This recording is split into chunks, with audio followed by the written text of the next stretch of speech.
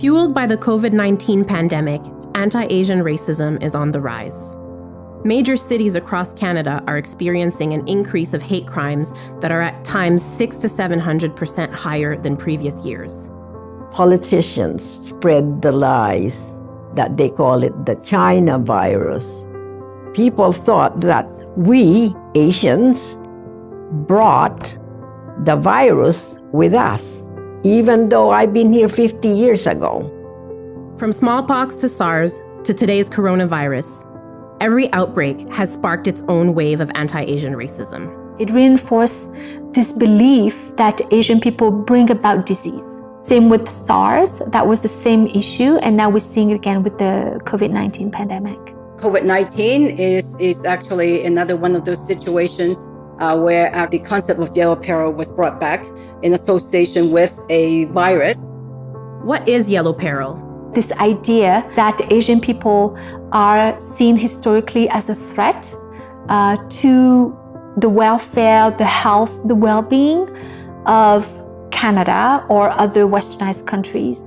Both implicit and explicit bias against cultural practices that people may think are the ones to blame for the outbreak in many communities, right? Yellow peril first became a source of social tension when the Chinese arrived in North America during the gold rush of the 1850s. These racist stereotypes further spread in Canada when the Chinese laborers arrived to build the Canadian Pacific Railway. Seen as an Asian invasion, this migration stoked unfounded fears of Asians as job stealers, as being immoral, and filthy threats to Canadian society. Once the railway was completed, yellow peril sentiment led to the Chinese head tax, where Chinese were charged as much as $500, the equivalent of 2 years' salary, as a way to discourage their immigration. By 1923, nearly all Chinese immigration to Canada was banned under the Chinese Exclusion Act. Yellow peril also drew racial hostility towards other immigrant groups like the Japanese and South Asians. In 1908, the Continuous Journey Regulation was added to the Immigration Act. This amendment declared that immigrants must come directly from their country of citizenship. This essentially put a halt to South Asian immigration, as trips from these regions required multiple stops. Meanwhile, during the same period, Canada accepted European immigrants at levels that are still unsurpassed to this day. Throughout this time, fear-based propaganda reinforced the image of Asians as immoral, unclean, and unfit for citizenship. Built as safe havens from racism, Chinatowns were meanwhile also labeled as places of filth and disease. The Chinese quarters are the filthiest and most disgusting places in Victoria, an ulcer spreading to the whole city. During World War II, the fear of Japanese invasion propelled the fear of the yellow peril to new heights. Fears and distrust of Japanese Canadians along the West Coast labeled them as enemy aliens and spies. We were a threat to the Canadian government. There was a conspiracy kind of theories going about, and the kind of thinking at the time was that the Japanese were going to come and invade Canada. The Japanese were moved away from the West Coast. Under the War Measures Act, 22,000 Canadians of Japanese origin were uprooted, sent to internment camps, and forcibly relocated, while their property was seized and sold to pay for their own internment. Whatever you had was confiscated. I could recall going to Hastings Park, where it was a sort of a center where everybody was housed, and each family had a stall, a horse stall from the Hastings Park Raceway. The football field that was there was a whole group of cars and vehicles that were confiscated were all lined up there.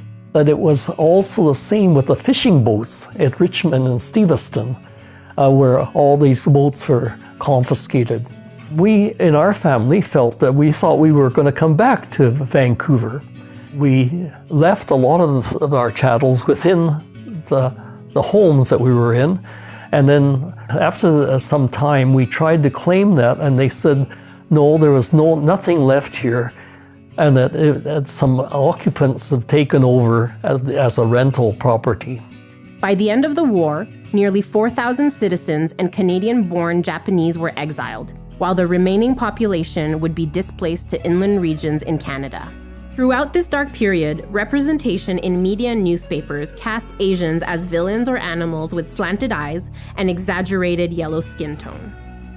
A popular image was that of Dr. Fu Manchu, a super predator seeking world domination and vengeance against the West.